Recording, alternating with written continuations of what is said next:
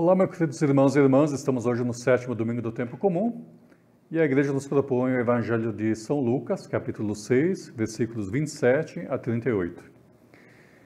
Naquele tempo disse Jesus aos seus discípulos: A vós que agora me escutais, eu digo, amai os vossos inimigos e fazei o bem aos que vos odeiam. Bendizei os que vos amaldiçoam e rezai por aqueles que vos caluniam. Se alguém te der uma bofetada numa face, oferece também a outra. Se alguém te der um manto, deixa-o levar também a túnica. Dá a quem te pedir, e se alguém tirar o que é teu, não peças que eu devolva. O que vós desejais que os outros vos façam, fazei-o também vós a eles. Se amais somente aqueles que vos amam, que recompensa tereis? Até os pecadores amam aqueles que vos amam. E se fazeis o bem somente os que vos fazem o bem, que recompensa tereis? Até os pecadores fazem assim. E se emprestais somente àqueles de quem esperais receber, que recompensa tereis? Até os pecadores emprestam aos pecadores para receber de volta a mesma quantia. Ao contrário, amai os vossos inimigos. Fazei o bem e emprestai sem esperar alguma coisa em troca. Então a vossa recompensa será grande e sereis filhos do Altíssimo, porque Deus é bondoso também para com os ingratos e maus. Sede misericordiosos, como também vosso Pai é misericordioso. Não julgueis e não sereis julgados. Não condeneis e não sereis condenados. Perdoai e sereis perdoados. Dai e vos será dado. Uma boa medida, calcada, sacudida, transbordante, será colocada no vosso colo. Porque com a mesma medida com que medirdes os outros, vós também sereis medidos. Palavra da salvação, glória a vós, Senhor. Queridos irmãos e irmãs, os discípulos são convidados no Evangelho de hoje com insistência a serem misericordiosos como o Pai. E este imperativo de Jesus tem sua razão de ser. A atitude misericordiosa para com seu semelhante caracteriza o discípulo do reino, por se inspirar no modo de agir do próprio Deus.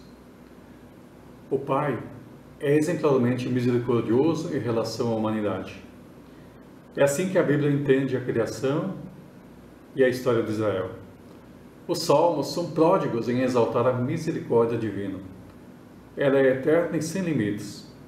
Por ela os pecados são perdoados e as pessoas são salvas e cumuladas de vida. Porque Deus é misericordioso, Deus se preocupa com o ser humano e não rejeita a sua súplica. Por isso a misericórdia é preciosa e digna de ser louvada e proclamada todos os dias.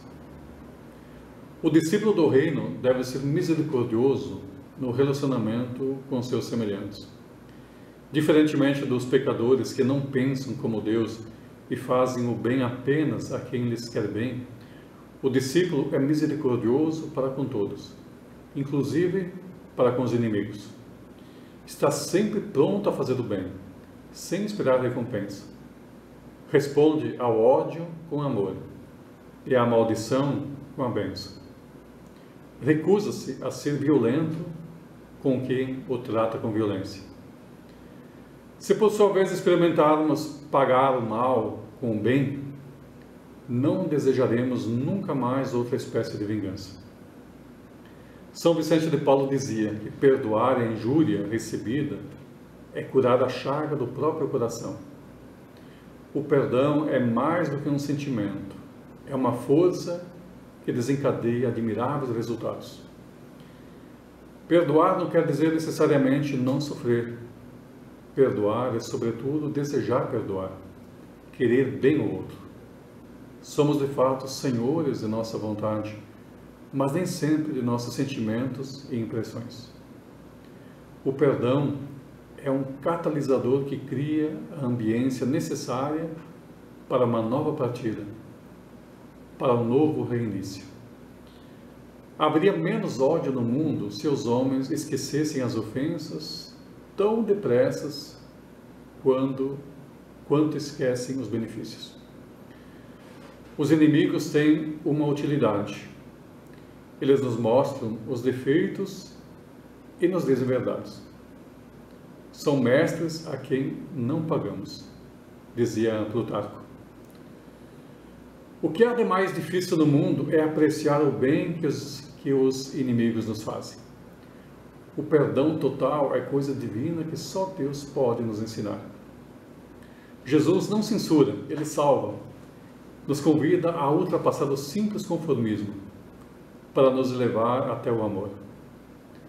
Pede-nos que o nosso passado de misérias nos faz olhar para frente. Nos conduz ao amor que nos liberta da prisão. Jesus nos ensina na oração do Pai Nosso que Deus só perdoará aqueles que tiverem perdoado. Perdoai as nossas ofensas, assim como nós perdoamos a quem nos tem ofendido. A única desgraça irreparável é a de nos defrontarmos um dia sem arrependimento diante da face que tudo perdoa. Nada desarmará mais a justiça de Deus em relação a nós que a misericórdia que tivermos com os nossos irmãos. Se nem sempre podemos realmente esquecer, podemos pelo menos rezar pela pessoa que nos fez sofrer. Rezar pelos que nos ofendem, machucam, perseguem, caluniam, nos ajuda a amá-los. O que se vinga dos inimigos, fazendo-lhes o bem, vinga-se de maneira divina, dizia Tertuliano. Perdoar sinceramente e de boa fé, perdoar sem reservas, eis a mais dura provação da caridade. A censura feita por um outro nos atinge e fere na medida em que inconscientemente já a fizemos a nós mesmos. Como é raro ter o mesmo critério para julgar o próximo e a nós mesmos. O que se vinga demonstra que já foi, de fato, vencido pelo mal. A satisfação proveniente da vingança dura apenas um momento, mas eterna é a que adcolhe da clemência, nos ensinava Henrique IV. Portanto, quereis ser felizes por um momento? Vingai-vos. Quereis ser felizes para sempre? Perdoai. Não sofrer com o mal que nos é feito e perdoá-lo. Que decepção para os que o fazem. Só perdoando é que não se erra nunca. A vingança nos torna iguais ao inimigo, mas o perdão nos faz superiores a ele. O melhor é aquele que se reconcilia primeiro. É necessário nobreza e autocontrole para compreender e perdoar.